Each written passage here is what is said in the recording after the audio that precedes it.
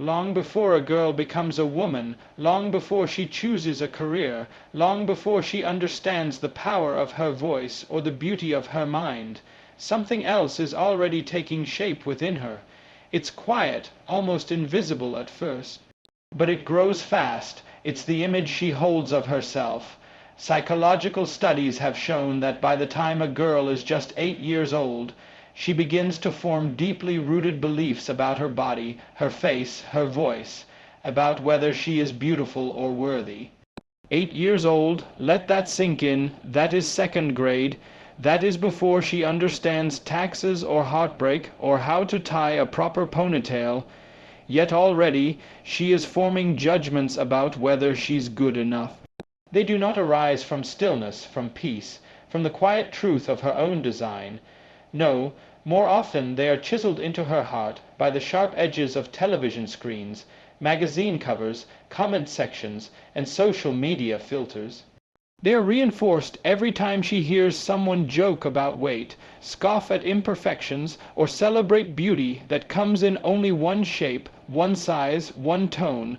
The world rushes in early, loud, and without mercy. And here is the tragedy. She begins to believe that her body is something to be corrected instead of cherished.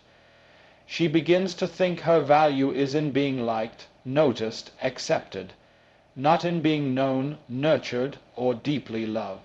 She starts to see herself as an image instead of a soul. This is not just psychological, this is spiritual, because when you distort a person's view of themselves, you don't just damage their confidence, you shake their very identity. The foundation of who they believe they are becomes cracked. Now imagine this same girl in a different world, a world where her sense of worth is not based on Instagram likes, but on eternal truths.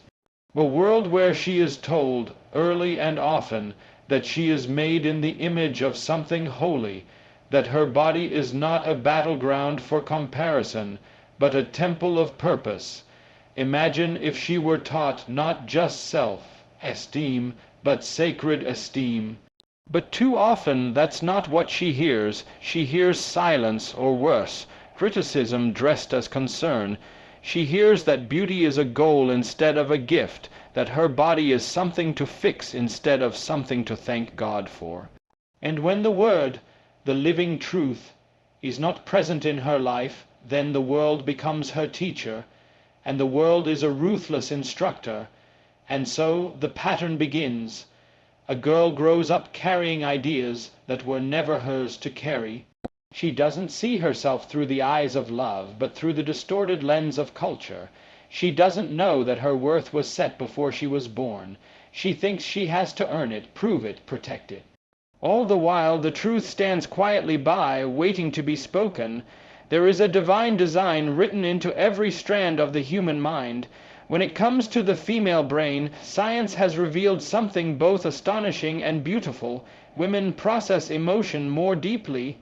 Neurologically, biologically, and behaviorally, the female brain is built to feel more, sense more, and carry more emotional weight.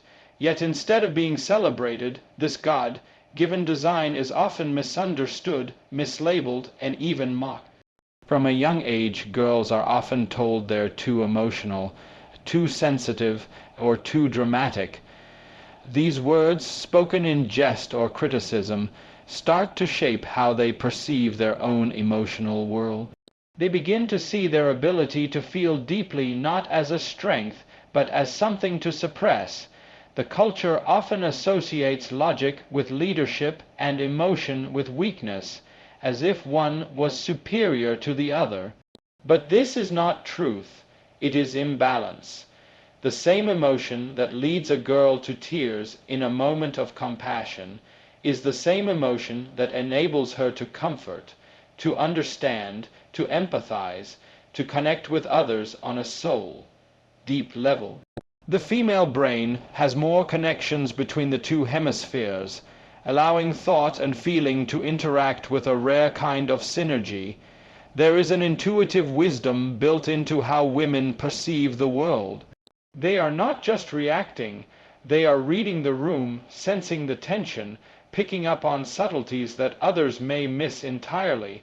This is not fragility, it is insight, it is discernment, and when it is harnessed by truth and guided by love, it becomes one of the most powerful forces on earth. In relationships, this deep emotional wiring gives women the capacity to nurture, to forgive, to carry burdens that others cannot see. It's why a mother can feel her child's pain before a word is spoken. It's why a friend can notice the sadness in a smile. It's why women can walk into a space and instantly feel whether something is right or something is off. These aren't random sensitivities, they are signals of a beautifully tuned heart.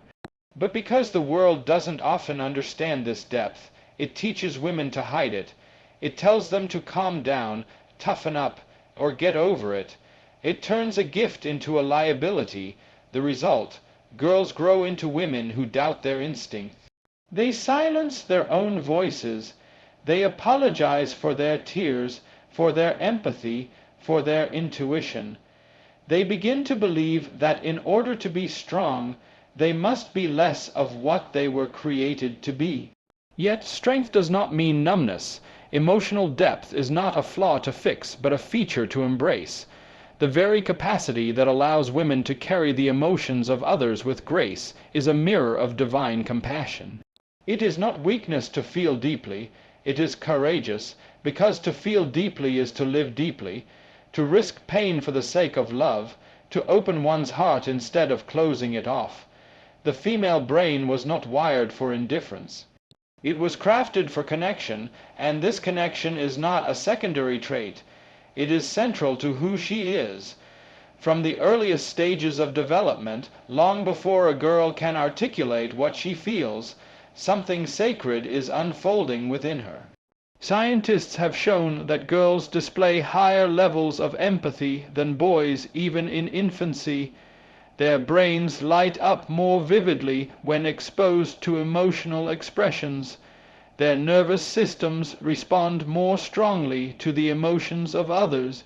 They are biologically wired to notice, to care, to feel, and this design is not incidental. It is intentional. A girl grows up attuned to the needs of others. She watches for signs of distress in her friends. She is quick to say, "Are you okay?" and quick to offer comfort, often without being asked. She knows how to read silence. She knows when a hug is more powerful than 100 words. Her heart is a net, catching the pain others don't even realize they're carrying. And in many ways this empathy becomes her strength. She becomes the peacemaker, the counselor, the bridge between conflict and understanding. But in the midst of all this outward care, something often gets overlooked. While she is busy feeling for others, she forgets to feel for herself. She offers forgiveness to everyone, but struggles to give herself grace. She listens to the wounds of others, but silences her own. She comforts her friends, then lies awake at night criticizing her every word, every choice, every perceived failure. The same heart that is tender toward the world becomes harsh toward the mirror. This is one of the great paradoxes of empathy. It can lead to beautiful relationships with others, yet brokenness within oneself if it is not balanced by self-compassion. Girls are often taught to be kind, to be generous, to be patient with everyone around them. But they are rarely taught to extend that same kindness inward, and without that, empathy becomes a one-way road, always flowing out, never flowing in. The result is emotional exhaustion, identity confusion, and a quiet but persistent ache. Culturally, this imbalance is reinforced. A girl is praised when she puts others first, even at her own expense. She is admired for being the one who always shows up, even when it costs her peace. Sacrifice is glorified, while care is called selfish. And so she learns to deplete herself as proof of love. She begins to believe that to matter to others, she must matter less to herself. But a heart that feels everything needs rest. A soul that carries the world needs healing. A girl's empathy is not infinite. It is a well that must be replenished. When she forgets this, she begins to break in quiet ways. Her smile becomes a mask, her strength becomes a performance, and even as she gives, she feels invisible. Empathy is not only about feeling for others, it is about recognizing that her own feelings are valid too. It is knowing when to say yes and when to say no. It is allowing herself to cry without guilt, to need help without shame. The same softness she gives away so freely must return to her heart as well. The call is not just to love others, but to love herself as one deeply loved from the beginning. There is a quiet war that takes place every day, often not in public, not on stages or platforms, but in front of mirrors and behind closed doors. It is the war of body image, and for many girls it begins earlier than anyone expects. It does not begin with a diet or a comment from a stranger. It begins the moment she starts comparing who she is with who she thinks she should be. And behind every comparison is a deeper question that echoes in the soul: am I enough? At first glance, this might appear to be a simple issue of confidence, of learning to accept one's appearance, but that is only the surface. Beneath the struggle with weight, skin, height, or shape lies something far more profound. This is not just psychological, it is spiritual, because when a girl begins to hate her body, she is not just fighting culture, she is fighting against her own design, she is questioning what was made sacred. And any time you declare war on what was made sacred, you enter a battlefield of the soul. The body was never meant to be a burden. It was meant to be a vessel, not a billboard to advertise perfection, but a temple to carry purpose. Yet in today's world, that purpose is often drowned out by pressure. Pressure to look a certain way. Pressure to fit into an ideal that keeps changing. Pressure to edit, to shrink, to alter what was already declared good from the beginning. Girls are not born hating their bodies. They learn to. They learn it from airbrushed images, from casual jokes, from critical stares. They learn it when beauty becomes currency and identity becomes performance. And once the lie takes root, that her worth depends on appearance, it spreads like wildfire through every area of her life. She stops eating not just to lose weight, but to feel in control. She overexercises not just to be healthy, but to be noticed. She covers herself not for modesty, but out of shame. The battlefield is not her body. The battlefield is her belief about her body, and this belief is powerful. It influences how she walks into a room, how she loves, how she worships. If she believes she is unworthy, she will approach life with fear instead of freedom. She will settle for less, remain silent when she should speak, and look in the mirror every day asking for forgiveness instead of offering herself kindness. This is not what she was made for. Spiritual battles often disguise themselves in the language of culture. What seems like a simple insecurity is often a deeper question of identity. The enemy does not have to destroy a girl outright. He only has to convince her to destroy herself, to silence the divine voice within her and listen instead to the voices of criticism and shame. He knows that if he can get her to despise her reflection, he can make her doubt her calling, because a girl who is at war with her body is rarely at peace in her soul. And that is why this is a spiritual battle, because it's not just about how she looks, it's about who she believes she is. The truth of her value has already been spoken. The danger is when she forgets who said it. From the very beginning, the human body was declared good, not just functional, not just useful, but good. And when it comes to the body of a woman, the beauty of that design goes even deeper. There is a sacred architecture to her form, a holy intention behind every curve, every breath, every heartbeat. She was not an afterthought in creation. She was a finishing touch, fearfully and wonderfully made, not only in function but in dignity, in grace, in divine imagination. But the world has never been comfortable with sacred things.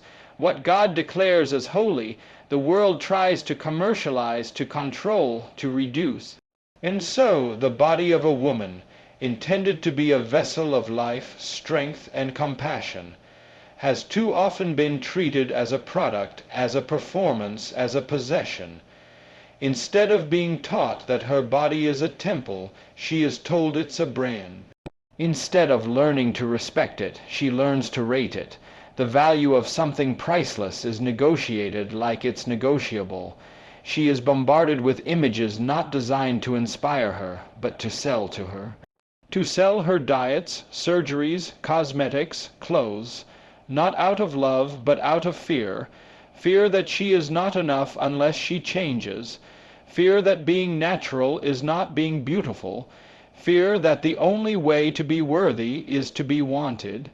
This is not harmless advertising, it is soul-shaping messaging. It doesn't just reach the skin, it reaches the identity.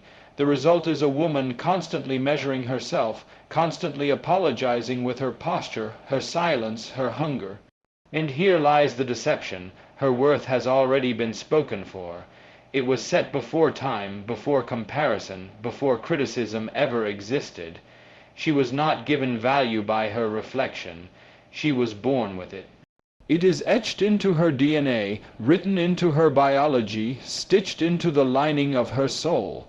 But when she looks to culture to define her, she finds a scale, not a sanctuary, and scales are cruel gods. They do not measure joy. They do not see kindness. They do not weigh wisdom or strength of character. They only see what is shallow, and they miss what is sacred. The world tells her to fight aging as if growing older is a curse instead of a crown. It tells her to be bold but not too loud, beautiful but not intimidating, desirable but not respected.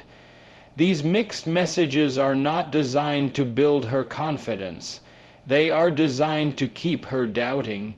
Because a woman who doubts her worth is easier to control, easier to sell to, easier to silence. But a woman who knows her body is fearfully and wonderfully made cannot be manipulated by mirrors or magazines. She does not shrink for approval. She stands with reverence for what she carries, not just in her body but in her spirit. The body of a woman is not a trend. It is not a symbol of shame or an ornament for others' approval.